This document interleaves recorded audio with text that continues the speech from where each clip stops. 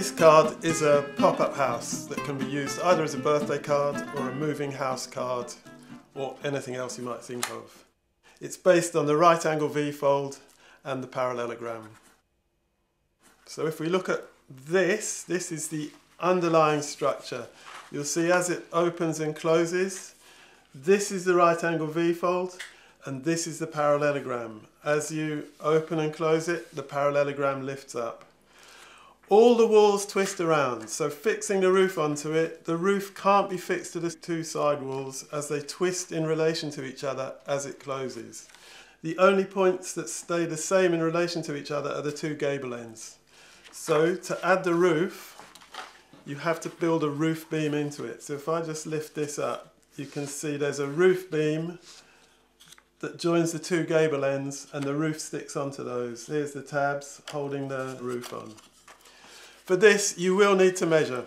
So the tools you'll need glue, you'll need a ruler, you'll need scissors, and a set square.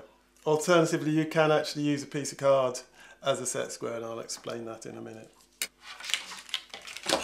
Here's the template. The measurements are, I've drawn it up again here, I'm going to cut this one out in a minute. So you can see here, these lengths, the short walls, they're 4.5 centimetres. The long walls are 7 centimetres.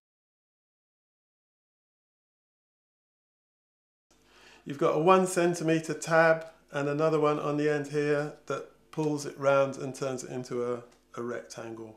I've drawn it up here. This is the bottom line. You will need to score, so I suppose that's another tool you'll need is a ballpoint pen or something similar. And so you'll need to score along here where the two tabs go. You'll also need to score up here where the tab pulling the whole thing into a rectangle goes. You'll also need a roof beam. So this roof beam, I've actually made it 3 centimetres high, but it doesn't really matter. And again, you'll need to score here because this is a tab, and here this is a tab. These are going to stick onto the gable ends. And then along the top here, yeah, you're going to have 2 tabs here.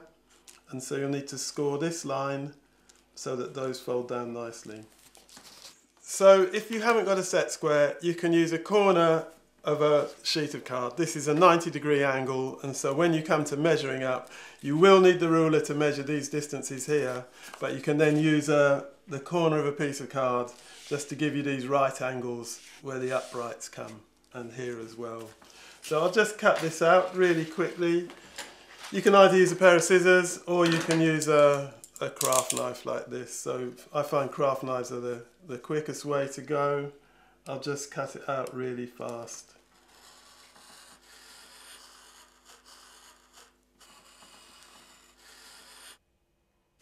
So here's the basic piece for the house.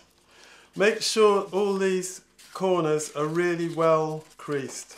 As always, just fold them backwards and forwards, fold them on themselves, crease them again and again so that they all move really comfortably when the pop-up is opening and closing. And also crease the tabs really thoroughly. And then I've scored it all with a biro, with ink in it. Ideally you'd use a ballpoint pen with no ink, but as it has got ink in it, you've got these lines. So when you fold it into the house shape, make sure those folded lines are inside. And also this tab that's holding it all together, you put that on the inside. I'll just put some glue on that.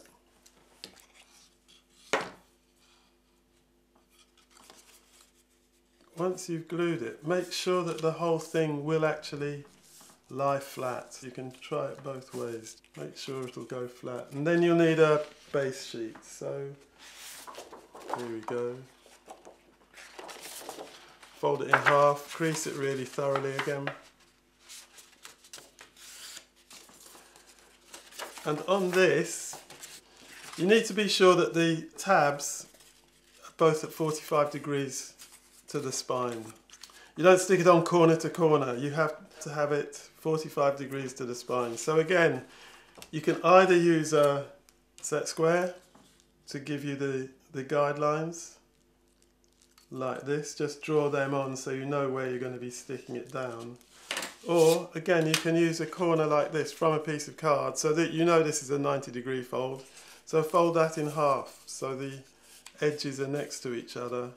That'll give you two 45-degree folds. So then you can put that in, line up the fold with the central crease, and you can use that to mark where your guidelines are. Since it's all measured up, you can actually stick both sides down at the same time. Make sure that the tabs holding it down, that when it's in position they don't overlap. So on this you can see they're slightly big. So I'm just going to snip an extra piece off those so that they don't overlap on the spine.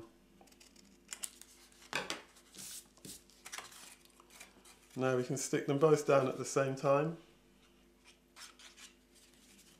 As always with glue, the creases are the important thing, so you make sure that the glue goes right up to the creases, and then you can position it so both those creases are on those guidelines.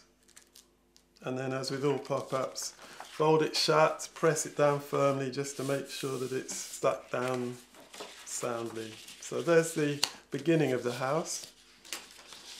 Now you've got the roof beam. Make sure all the creases are really well reinforced, fold them backwards and forwards.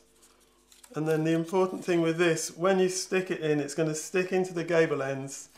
These creases, they have to be vertical, so you can stick them both at the same time and just make sure the creases are coming up vertically up to the very tips of the gable ends. And again, we can put glue on both of those at the same time. I don't think it actually makes any difference, but I'm going to have one pointing one way and one pointing the other way just to give it some symmetry. And again, make sure the glue goes right up to the crease, and then you can just put that in place like that and like this. Make sure the crease for these two top ones is up against the top, and well, again we'll just shut it to make sure everything's in place and that the whole thing is sound. There it is. And then when we put the roof on, this is going to go down, each of these, one is going to go one way and one is going to go the other way. So this is the roof piece. It's got a crease down the middle. Make sure that's really well folded, well enforced. The dimensions, the length of the roof, this will be going along here. This is 8.5 centimeters, and the width of the roof, it's 5.5 and 5.5, so this is going down the slope of the roof. So we'll just fold that in half. The other point with these is as the base closes, the corners of the roof have a tendency to dag into the page, so I just round them off. So you can do that with it folded in half, just round them off so that it can move more easily.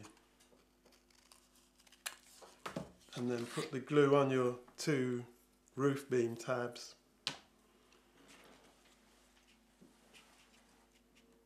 Here and here. And then you have to just position the roof by eye. And I'll just smear the glue. Keep the dimensions or any drawing or measuring underneath. Line it up so it's equidistant at each end beyond the gable. Make sure the crease on the top is right flush with it. That looks about right to me. And then close the whole base. Squash it well. And there you have it. There's your house. The other dimension I didn't mention is this one between the corner of the house and the base here. That needs to be 6 centimeters. I'll just draw that in. That's a 6.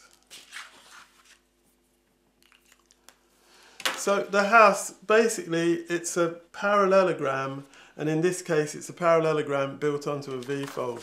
But there's other ways you can play with it. So in this example, rather than building it onto a right angle V-fold, you can build it onto a zigzag fold like this. Zigzag fold is tutorial 20. And again, the houses are the same, they've got the roof beams underneath. I'll just show you a zigzag fold.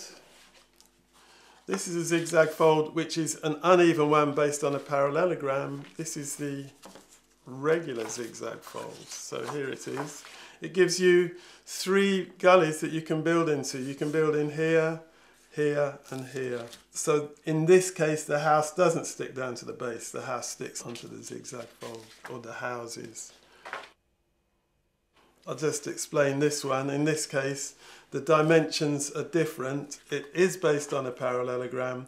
In this case the places it sticks down, they both point at the same point on the spine, and then this distance from this corner to the spine is the same as this short side here, and this long distance between the corner and the spine is the same as the long one here. Now, having built the house, you can actually build onto it. So if we just look at this book by Robert Sabuda, The Wonderful Wizard of Oz has got a really great house in it. It's a slightly different style of house. Here it is. You can see the way he's working is he's stuck, the edges of the roof are actually stuck to the walls of the house. And so that means because everything rotates as you close it, it can't have a proper roof ridge. So you'll see as the house opens and closes, the roof moves. So this is a split. I find that less satisfactory, which is why I prefer this other way of doing. But the really good thing about what Sabuda's done here are these trees that are built onto the house. As the house closes, there are 2 gullies formed. One gully is here on this long edge, and the other gully is here. So you can build into those gullies. And in this case, this is a parallelogram, and then this tree is made with 2 parallelograms and slots that's rising up, holding these layers in. It's really clever. Here's the gully along the short edge of the house. He's built a parallelogram into that gully, and then that parallelogram, one side of it extends along here, and so you've got this tree, these are parallelograms, in effect working off the gully created by this other side. So that's it for how to make the house card.